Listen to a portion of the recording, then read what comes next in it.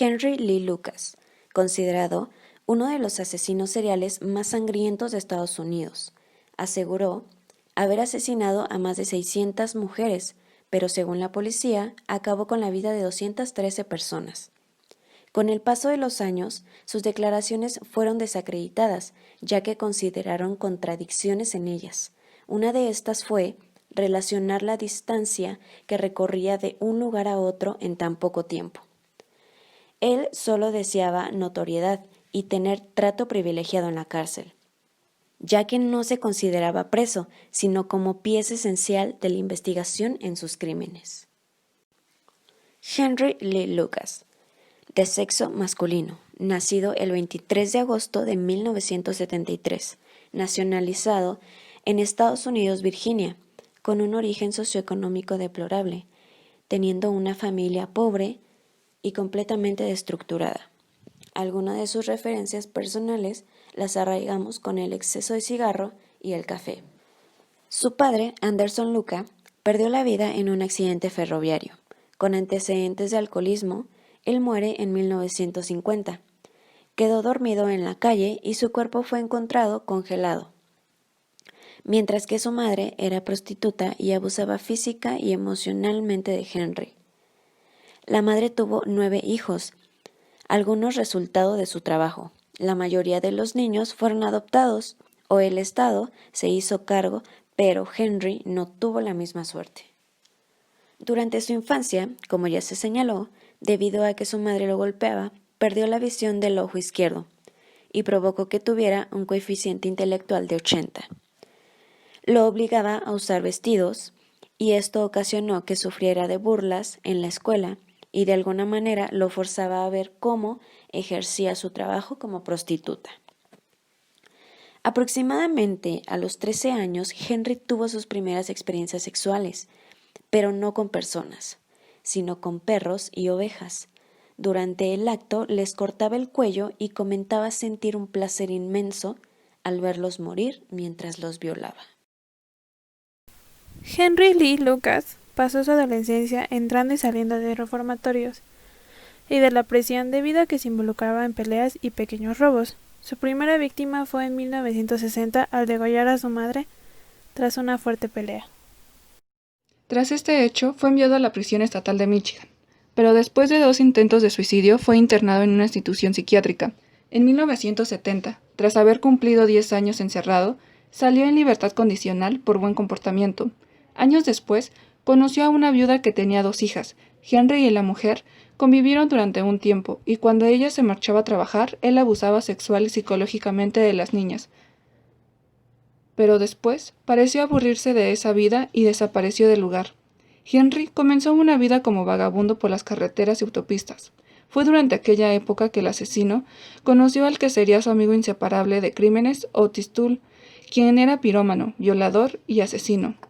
Lucas se volvió cercano a la sobrina de su compañero, Becky, lo que provocó que los amigos se separaran. Henry y Becky se establecieron en Texas, donde consiguieron un trabajo cuidando a una adulta mayor de nombre Kate Rich, de 82 años. En 1983, Henry fue detenido por posesión de un arma mortal y confesó 2 asesinatos, el de la señora que cuidaba y de su pareja Becky, de 15 años, y así comenzó a confesar una serie de crímenes que había cometido, llegando a contar más de 600, pero solo fue sentenciado por 213 casos.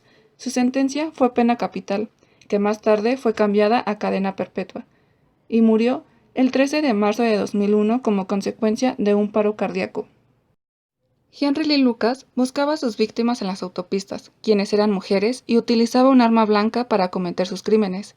Las violaba, las asesinaba y posteriormente descuartizaba los cuerpos, para esparcir los restos por la autopista y así fuera más difícil ser atrapado, y nunca cometía 2 asesinatos en un mismo lugar. Henry Lee Lucas empezó siendo una persona con mucha inseguridad, ya que Henry fue un niño no deseado por sus padres, sufriendo abuso físico y psicológico de parte de su madre, además de que la misma lo obligaba a vestirse como niña. Los maltratos y humillaciones a las que se vio sometido siendo tan joven lo acabaron transformando en un adolescente frío y visceral. Henry era una persona cuidadosa, ya que la habilidad que desarrolló para matar y no ser descubierto le permitió a él y a su compañero Otis cometer sus atrocidades por toda América. También, Henry era una persona que manipulaba a los que estaban a su alrededor, a través de su propia sumisión. Henry devolvió a todos ellos sus propios pensamientos, sus propias palabras, y les hizo creer lo que querían creer. La vanidad llega a Henry Lee Lucas cuando se convierte en una estrella mediática. Los medios se peleaban por conseguir una entrevista con el que, por momentos, se estaba convirtiendo en el mayor asesino en serie de la historia.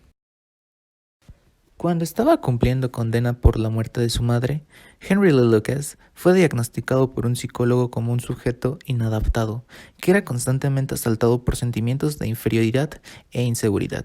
Era un psicópata, sádico, suicida y con desviaciones sexuales. Fecha de identificación de Jane Topen. Sexo femenino. Lugar de origen y nacionalidad: Boston, Estados Unidos. Estado civil: soltera. Escolaridad: Escuela de Enfermería en el Hospital de Cambridge. Fecha de nacimiento: 1857. Ocupación: enfermera privada. Número de víctimas: 31 o más. Nació en el año de 1854 en Boston, bajo el nombre de Honora Kelly, hija de inmigrantes irlandeses, Bridget Kelly y Peter Kelly, quienes se dedicaban a la sastrería. Se cuenta que era una familia amorosa y trabajadora. Cuando Honora tenía 5 años, su madre enfermó y murió de tuberculosis. Ante este suceso, su padre no pudo superar la muerte de su esposa. Se refugió en la bebida y poco a poco descuidó a sus hijas. Comenzó a actuar de manera extraña, hablaba solo y tenía movimientos involuntarios. En 1863, las autoridades la enviaron al orfanato femenino de Boston cuando ella tenía 6 años junto con su pequeña hermana, Delia Josephine. Estos los cuidaba hasta la edad de 11 y de ahí pasaban a ser cuidados por las familias sustitutas. En 1864, Honora fue enviada con Anne Topan, en Massachusetts, para servicio doméstico. Es la familia quien pide el cambio de apellido y nombre y pasa a llamarse Jane Topan. Se ganó el cariño de la familia, y al ver sus ganas de aprender, es que la envían a estudiar enfermería en el año de 1885 en el Hospital de Cambridge. Al estudiar, empezó a pasar tiempo con los pacientes y comenzó a tener curiosidad por las reacciones de ciertos medicamentos opiáceos. Es cuando quiere crecer y pide su cambio al Hospital General de Massachusetts, en 1889, donde después de un tiempo se le investigó por rumores de sus compañeros, quienes decían que se manipulaban los medicamentos. Los directivos no lo creían, ya que según ellos era buena enfermera y los pacientes también la defendían. Después de varias semanas de investigación, no se encontraron pruebas y se quedó impune. Pero terminó siendo despedida cuando algunos de los pacientes a su cuidado murieron misteriosamente. Se le retiró su licencia como enfermera. En 1895 empezó a trabajar como enfermera privada. Tuvo problemas con familiares de los pacientes por pequeños robos. Aún así, continuó su carrera siendo considerada una enfermera sensible y paciente con los ancianos y enfermos a su cargo. Sin embargo, muchos de ellos murieron mientras los cuidaba. Jane Topan permanecía conmovida a su lado al dar sus últimos suspiros, pero nadie observaba nada extraño. Comenzó a cuidar a Alden Davis, cuando misteriosamente su esposa y sus hijos fallecieron, y poco tiempo después también el señor Davis. Regresó a Boston después de la muerte de su hermana e intentó tener una relación con el viudo, pero estaba la hermana de él, quien aún no superaba la muerte de su cuñada y no dejaba que se le acercara. Un día la hermana falleció repentinamente y Jane pudo retomar su plan de seducirlo. Sin embargo, él no tenía la misma intención y la corrió de su casa. Para ese entonces, los familiares de los Davis habían mandado a exhumar el cadáver de una de las hijas de la familia, descubriendo que murió envenenada. Jane Topan fue señalada como culpable y fue arrestada el 29 de octubre de 1901. Jane confesó 31 crímenes, pero quienes han estudiado su caso aseguran que fueron aproximadamente 70 personas las que murieron a su cuidado.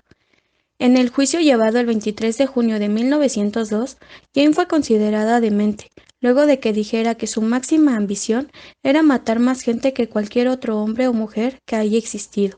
El tribunal que la juzgó decidió enviarla a un asilo mental donde pasó el resto de su vida. Jane Topan murió en 1938 a la edad de 81 años. Tiempo después, el personal del hospital psiquiátrico en el que estuvo recluida la recordaba como una mujer tranquila, aunque todavía tenía fantasías de asesinar. Modus operandi de Jane Toppan.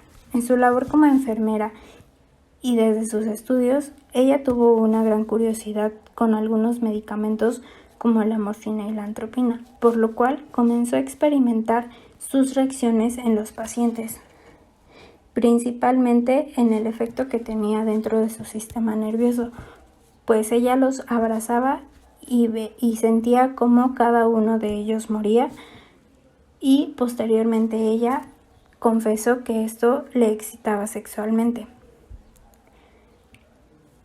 También envenenaba con algunas otras drogas a sus víctimas, haciendo parecer que era una enfermedad misteriosa para después recuperar milagrosamente su salud, y muchas veces esto ella lo realizó como una forma de que todos confiaran en ella.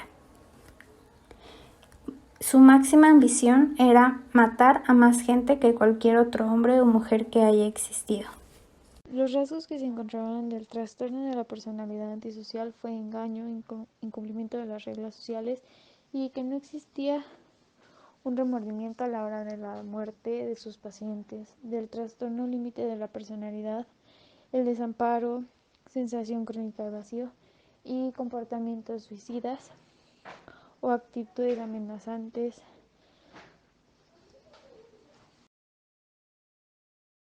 No se encontró una psicopatología en Jane Toppan.